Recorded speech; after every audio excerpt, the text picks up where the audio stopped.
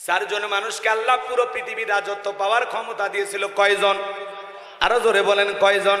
তাবারাকাল্লাযী বিয়াদিহিল মুলকু ওয়া হুয়া আলা কুল্লি শাইইন কাদির। সকল ক্ষমতা রাজত্ব পাওয়ার আল্লাহর হাতে।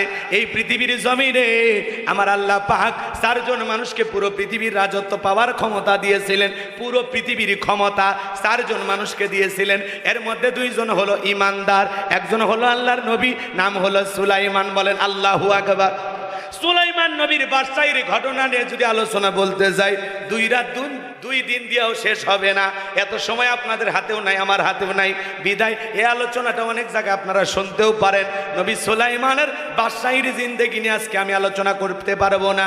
নবী সুলাইমানকে আল্লাহ রাব্বুল আলামিন এমন বাদশাহী দান করেছিলেন, এই দুনিয়ার মানব দানব জিন ইনসান সবাইকে তার গোলাম বানিয়ে দিয়েছিলেন। বলেন আল্লাহু আকবার।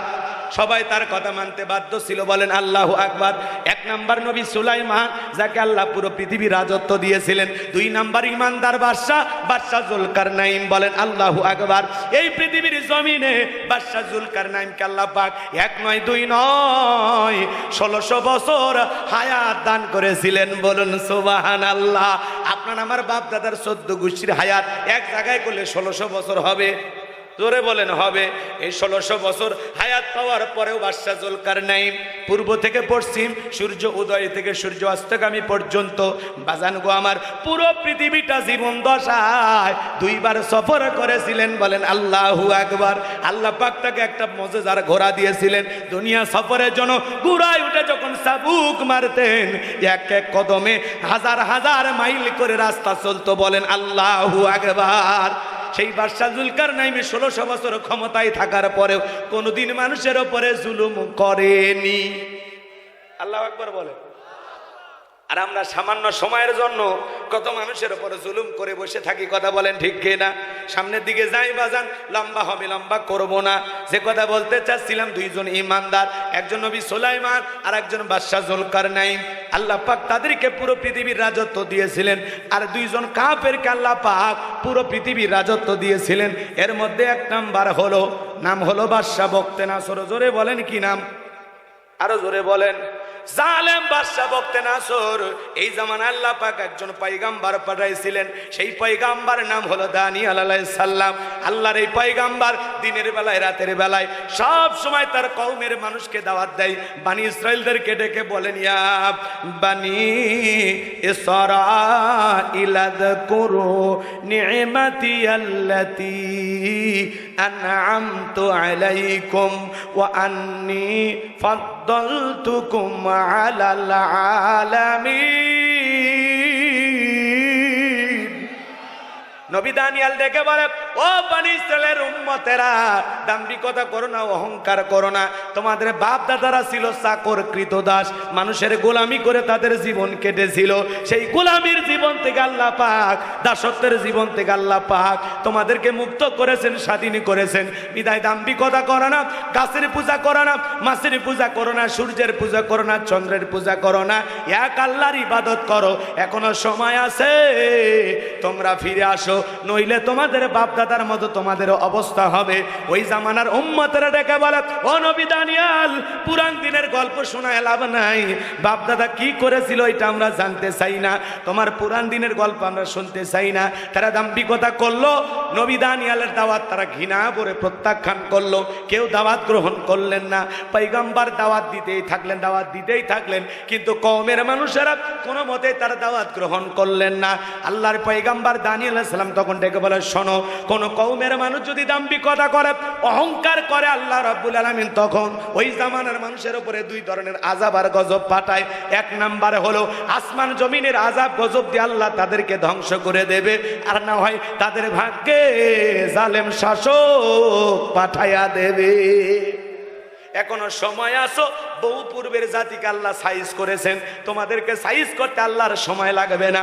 ওরা ডেকে বলে, ও পয়গাম্বার, ওগুলো ভয় দেখায় লাভ নাই, আমরা তো ভালো আছি, টাকা পয়সা কোনো কিছুর অভাব নাই, আমরা তো অনেক দিক দিয়ে এগিয়ে আছি, বিদায় এগুলো গল্প শুনে আমাদের কোনো লাভ হবে না।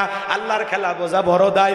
অল্প সময়ের ব্যবধানে আল্লাহ রাব্বুল আলামিন তখন ওই কওমের ওপরে, ওই বানি ইসরাইলের উম্মতের উপরে জালেম শাসক বক্তে নাসর বাদশাকে পাঠায়া দিল।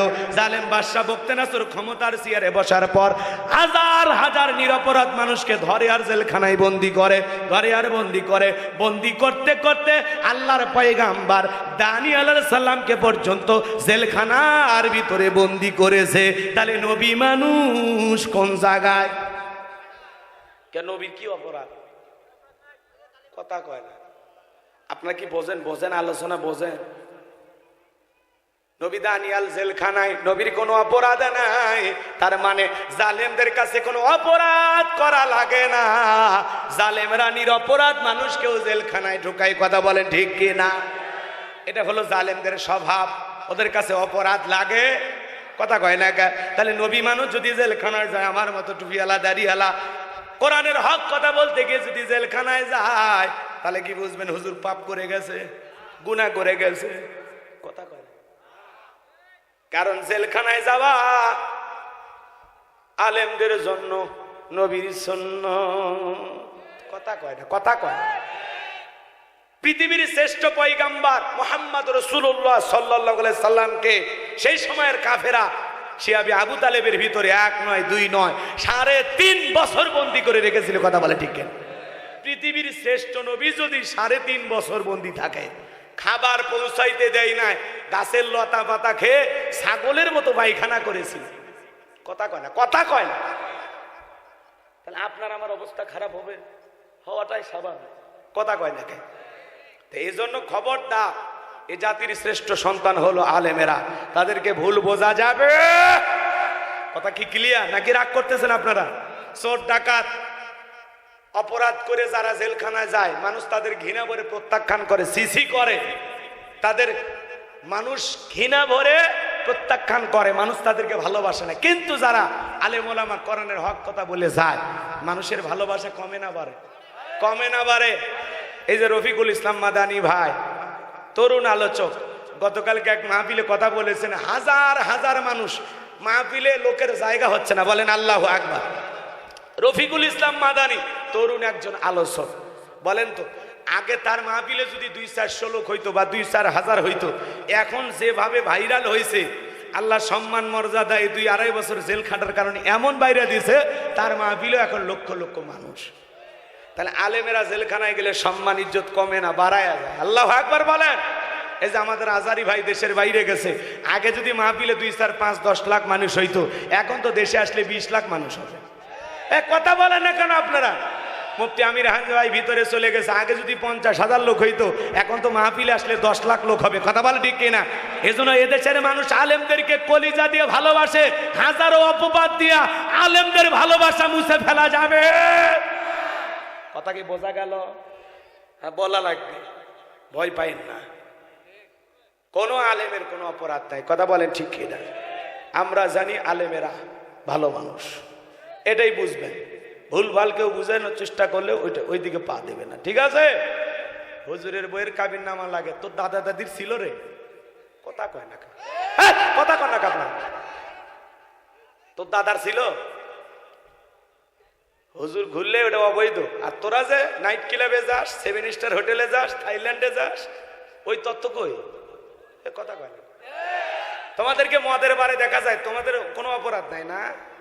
কয়েকদিন আগে এক পুলিশ দেখলেন না, হোটেল ভাড়া নিয়ে ডিজে পার্টি করতেছে, মদ খাইতেছে। পুলিশ পুলিশ, কথা কয় না।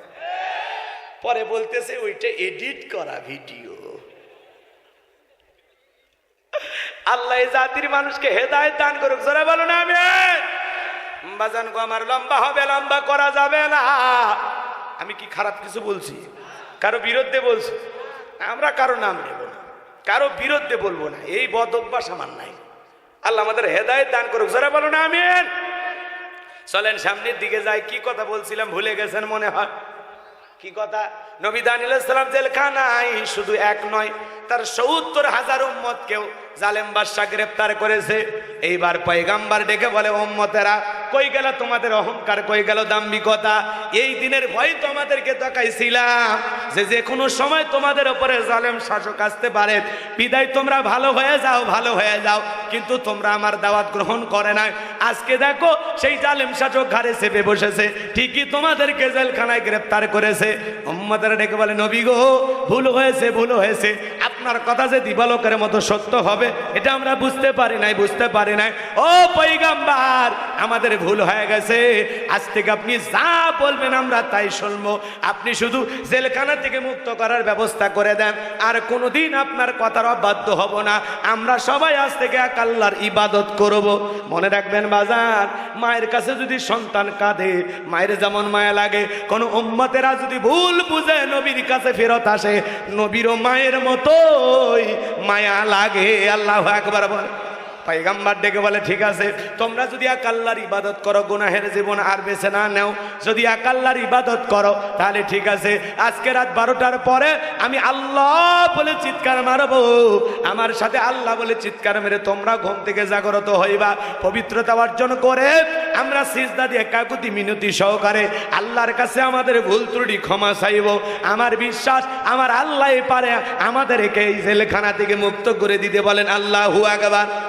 পয়গাম্বার রাত 12টার পরে আল্লাহ বলে ডাক দিয়েছেন, হাজার হাজার উম্মতেরা জাগ্রত হয়ে আল্লাহ বলে ডাক দিয়েছেন। এইবার পয়গাম্বার উম্মতদেরকে নিয়ে কাকুতি মিনতি সহকারে আল্লাহর কাছে ডেকে বলেন, আল্লাহ আমার উম্মতেরা দাম্ভিকতা করেছে, অহংকার করেছে, ভুল পথে পরিচালিত হয়েছে। আল্লাহ গো, তারা ওয়াদা দিয়েছে এখন থেকে একমাত্র আপনার ইবাদত করবে, আর তারা ভুল পথে পরিচালিত হবে না। আল্লাহ গো, যেভাবেই পারেন আল্লাহ গো এই জেলখানা থেকে আমাদের মুক্ত করার ব্যবস্থা করে দেন। পয়গাম্বার যখন উম্মতদেরকে নিয়ে চোখের পানি ছেড়ে দিয়ে দোয়া করে, আমার আল্লাহ ডেকে বলে, ও নবী দানিয়েল, আর কাঁদতে হবে না, তোমাদের দোয়া আমি আল্লাহ পাক মঞ্জুর করে নিলাম। ওয়াসির এই জালেমের জেলখানা থেকে আমি আল্লাহ মুক্ত করার ব্যবস্থা করে দেব। বলেন আল্লাহু আকবার। আমার ভাইয়েরা, ওই রাতের বেলায় বাদশা বখতিয়ার আল্লাহ পাক এমন একটা ভয়ঙ্কর মারাত্মক স্বপ্ন দেখায়া দিয়েছে, ঘুম থেকে চিৎকার মেলায় উঠছে। আশেপাশে যত প্রহরী আসো তারা ডেকে বলে, নেতা এত জোরে চিৎকার মারলেন, ব্যাপারটা কি? বলে, চেহারার দিকে তাকায় দেখ, এই মুহূর্তের মধ্যে আমার চেহারাটা কেমন হয়ে গেছে। এখনো সময় আছে। এই রাজ্যের মধ্যে যত স্বপ্নের তাবির কারক আছে, স্বপ্নের ব্যাখ্যা বলতে পারে জ্যোতিষী গণক আছে, ওদেরকে আগামীকাল সকালবেলা আমার দরবারে হাজির করো। আমি একটা মারাত্মক ভয়ঙ্কর স্বপ্ন দেখেছি, এই স্বপ্নের কথা আমি জনগণকে বলবো, স্বপ্নের ব্যাখ্যাও তাদেরকে বলতে হবে। এইবার হাজার হাজার জনগণ বাদশার দরবারে উপস্থিত হয়ে গেল। জালেম বাদশা বখতিয়ার যখন স্বপ্নের কথা বলতে যাবে, ওই ভরা মজলিসে মানুষের সামনে আল্লাহ পাক তখন বাদশার মাথার মেমোরির মধ্যে ভাইরাস ঢুকায়া দিয়া তার মাথার কথাগুলো নিয়ে যায় আল্লাহর পয়গাম্বার দানিয়েল আলাইহিস সালামের মাথার মেমোরির মধ্যে আল্লাহ সেভ করে দিয়েছেন। বলুন আল্লাহু আকবার।